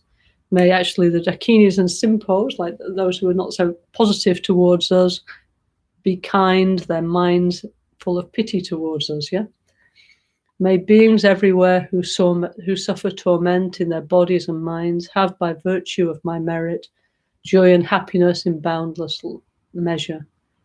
Jishi nanka nepadang, drowa jishi negyopa, deshi daniegyone, drowa dunial sempasho, drowa dunial ganjie rung, dukyun dala mingyo chik, jancho sempe gedunki, drowa dela jupa sho.